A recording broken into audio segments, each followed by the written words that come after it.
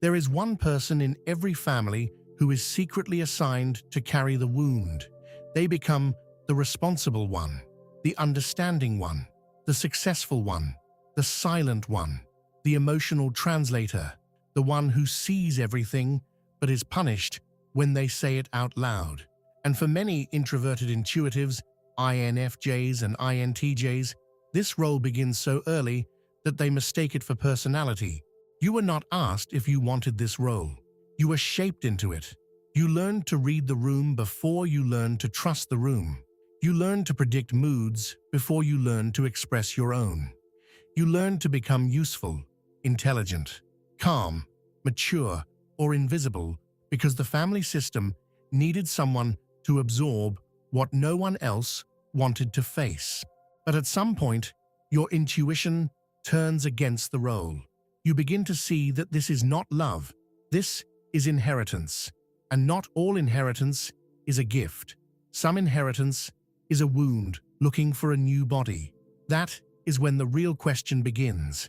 Are you living your own life, or are you performing the unfinished trauma of your lineage? For INFJs and INTJs, this question can become impossible to ignore because they do not only see people, they see patterns. They see how one generation's silence becomes another generation's anxiety.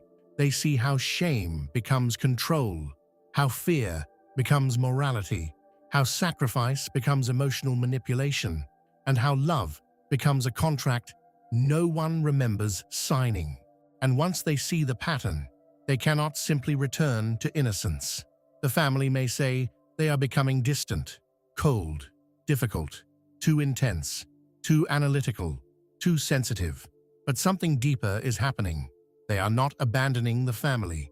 They are waking up from the unconscious script that tried to use their life as its next chapter.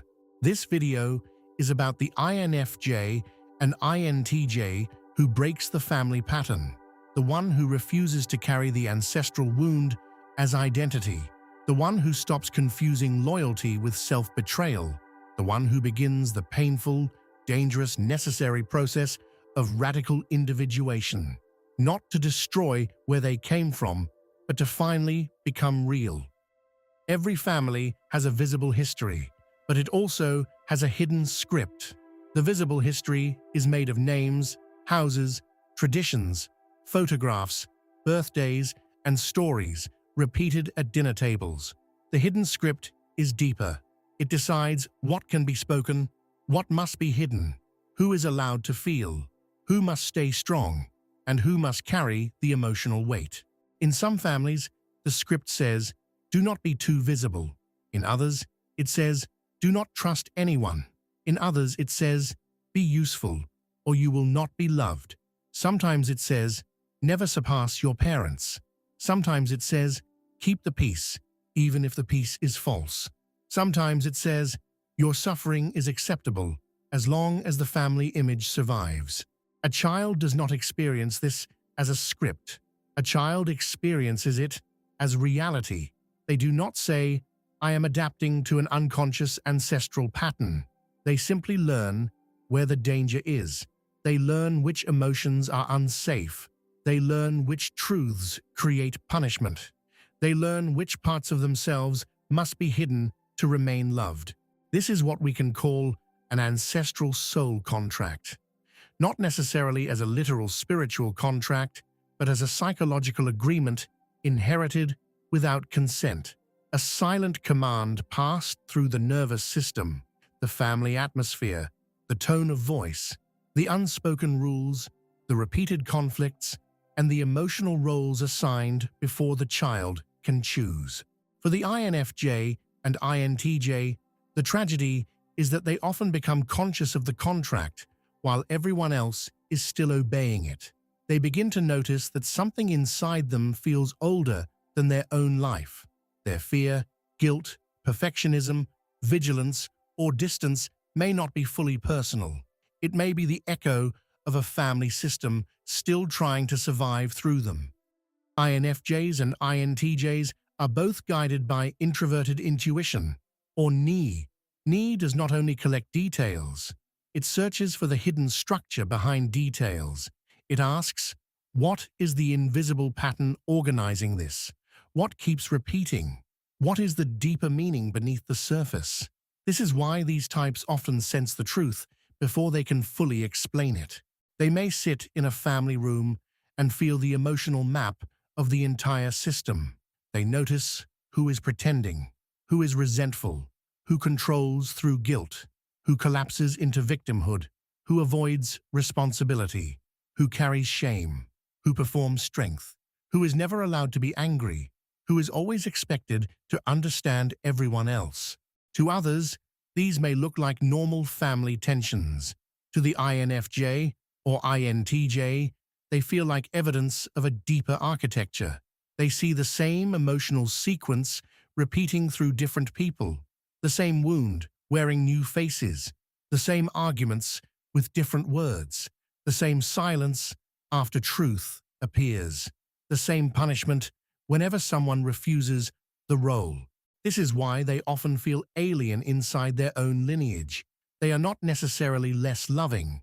They may actually love very deeply, but they cannot merge blindly with a system once they have seen its mechanics. Their intuition creates distance, not because they want superiority, but because consciousness naturally separates itself from unconscious repetition. And this is where the conflict begins. The family may want harmony, but the INFJ or INTJ wants truth. The family may want stability, but the INFJ or INTJ wants coherence.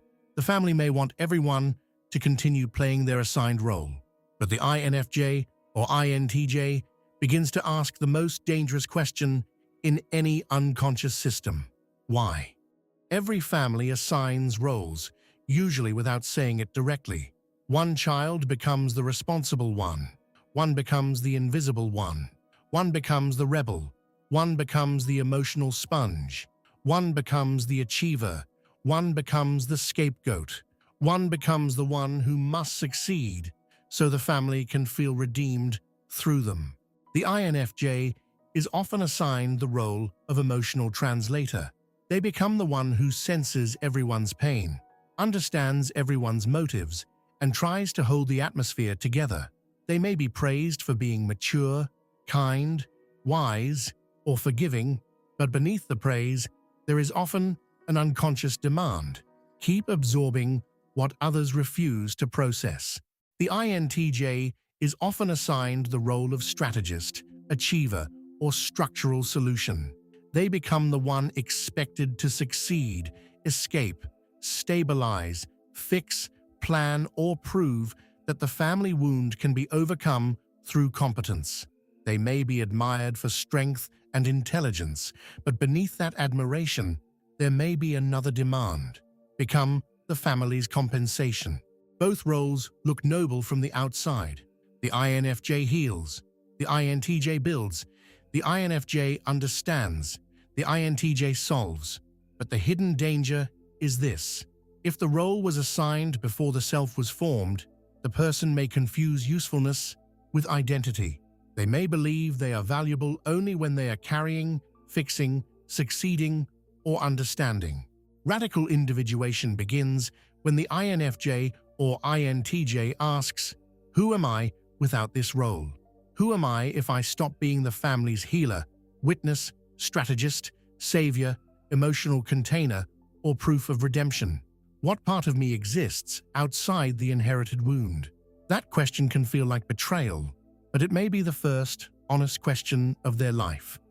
At first, the INFJ or INTJ may try to use their gifts to survive the family script. The INFJ uses empathy to prevent conflict. The INTJ uses analysis to predict outcomes. The INFJ feels the emotional weather before it becomes a storm. The INTJ studies the system until they know which moves create danger and which moves create temporary peace. But eventually, the same gifts that help them survive begin to expose the prison. Their empathy shows them how much they have abandoned themselves. Their analysis shows them how irrational the family logic really is. Their intuition reveals that the problem is not one person, one argument, or one misunderstanding, The problem is the pattern itself. This is the turning point. The INFJ stops asking, "How can I make everyone feel understood?" The INTJ stops asking, "How can I solve this system from inside it?" Instead, a deeper question appears. Why am I still organizing my life around people who need me to remain unconscious, obedient, useful, or small? This is where the ancestral contract begins to crack. The person who once apologized too quickly begins to pause. The person who once explained everything begins to speak less. The person who once absorbed guilt begins to return it. The person who once performed maturity begins to admit anger. The person who once needed permission begins to move without it. To the family, this can look like a personality change, but it is not a personality change. It is the removal of a false self. The INFJ or INTJ is not becoming cruel. They are no longer available for unconscious sacrifice. They are no longer willing to call self-abandonment love. They are no longer willing to let inherited pain define the shape of their life. In Jungian psychology, individuation is the process of becoming whole, not becoming perfect, not becoming approved, not becoming easy to understand. Whole.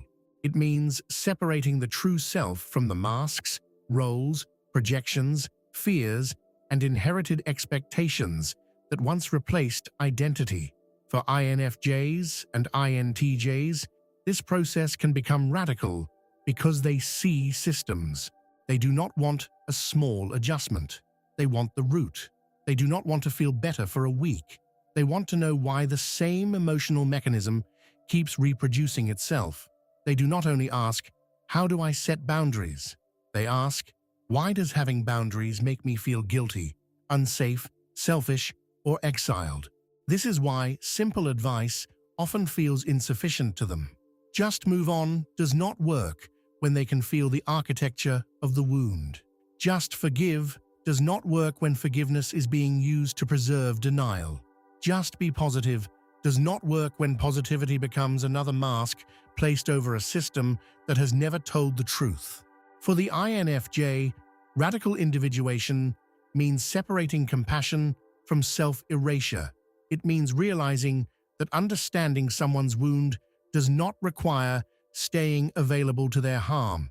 It means no longer giving sacred emotional access to people who treat empathy as a resource to consume rather than a gift to respect.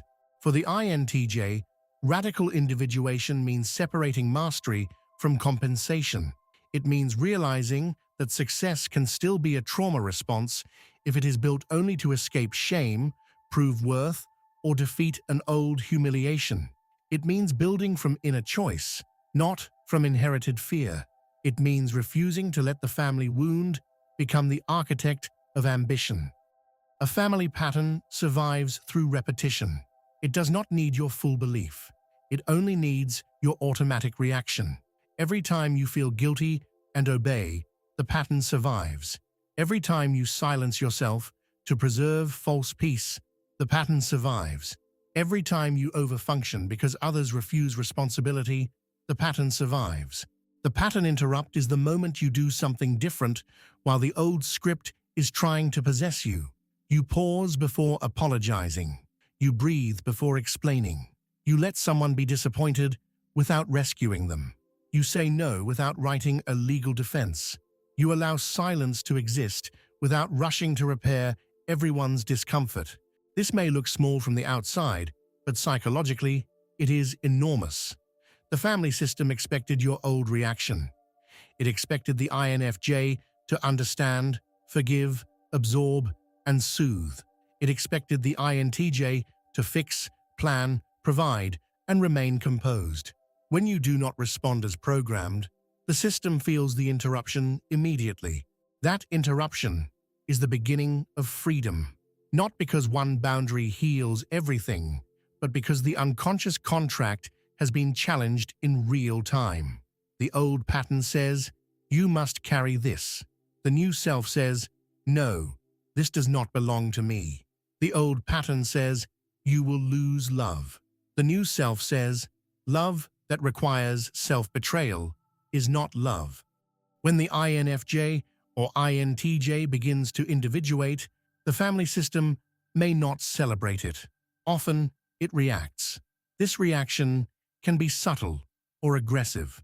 They may call you distant, cold, selfish, arrogant, ungrateful, dramatic, too sensitive, or too analytical. They may act as if your boundaries are the problem, rather than the pattern your boundaries interrupted. This is what we can call the exile effect. The person who refuses the family role becomes emotionally exiled because the system no longer knows where to place them. If you are no longer the healer, rescuer, achiever, silent one, or emotional container, people may feel betrayed, not because you harmed them, but because you stopped serving the old arrangement. The INFJ may suffer deeply here because they often still want reconciliation. They want the honest conversation. They want the family to see the wound and finally become conscious. The INTJ may suffer differently.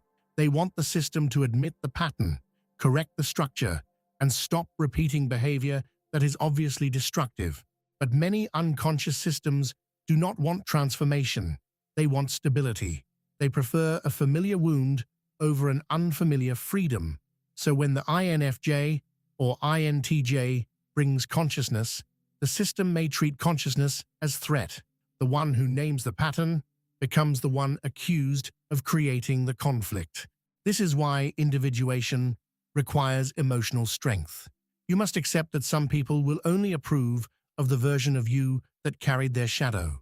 They may miss the old you, but sometimes what they miss is not your soul. It is your availability, your silence, your compliance, your willingness to absorb what they refuse to face. Severing the psychic cord does not always mean cutting contact. Sometimes it does, especially when the environment is harmful. But at a deeper level, it means removing your identity from the family ego. It means you no longer need the system to understand you before you become yourself. You no longer wait for permission from people invested in your old role. This is a decisive stage because insight alone is not enough. You can understand the family pattern and still obey it. You can name the trauma and still perform the role. You can see the manipulation and still respond like the child who needed approval. Severing the cord means the body, not only the mind, begins to learn a new law. The INFJ must stop confusing emotional access with love. Not everyone deserves entry into the inner sanctuary.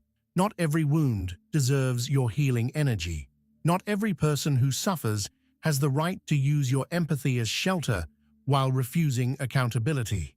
Protection becomes part of compassion because the self is no longer abandoned. The INTJ must stop confusing control with liberation. A life built only to escape the family wound may still be governed by that wound.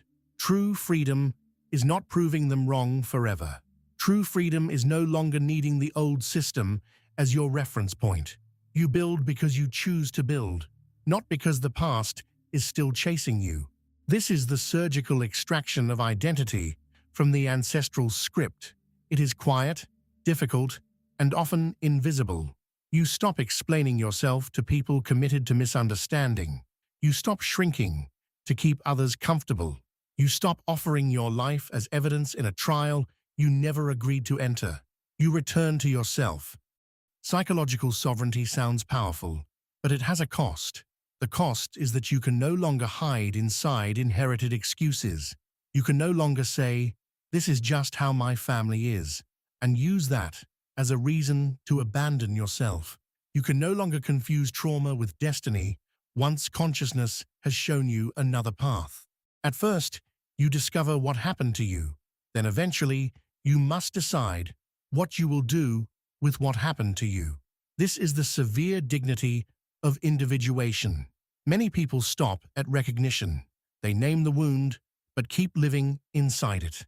They understand the past, but do not build a future strong enough to replace it. INFJs and INTJs are often called towards structural transformation. They do not only want comfort, they want coherence. They want a life where love does not require self-betrayal, where success does not require shame, where family does not require emotional imprisonment, and where loyalty does not mean repeating unconscious pain. This can make their healing look extreme. They may withdraw.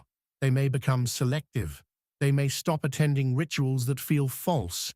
They may stop sharing vulnerability with people who weaponize it. They may stop performing warmth where there is no safety. To others, this may look like detachment. Internally, it is reconstruction. The sovereign INFJ or INTJ is not someone who hates the past. They are someone who refuses to be owned by it. They can honor where they come from without obeying every wound that came through it.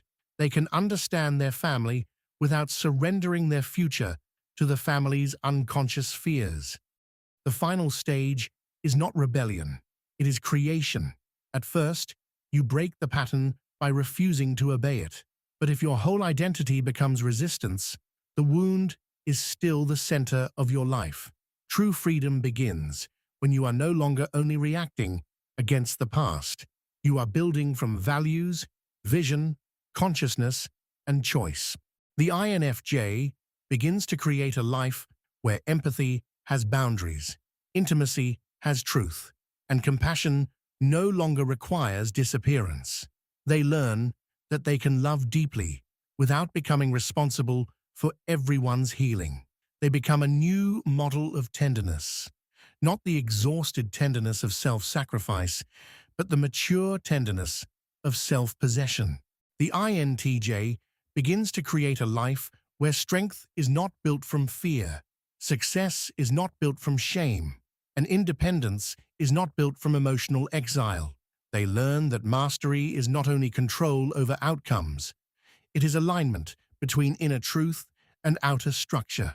They become a new model of power, not domination, but conscious authorship. Together, INFJs and INTJs become circuit breakers. They are the place where the old current stops. The silence stops with them. The emotional manipulation stops with them. The inherited guilt stops with them. The shame stops with them. The false loyalty stops with them. The unconscious contract stops with them. And this new lineage does not have to be biological. It can be emotional, creative, relational, spiritual, intellectual, or symbolic. Every time you refuse to pass on what wounded you, you alter the future. Every time you choose truth over denial, you alter the future. Every time you become conscious where others remained automatic, you alter the future.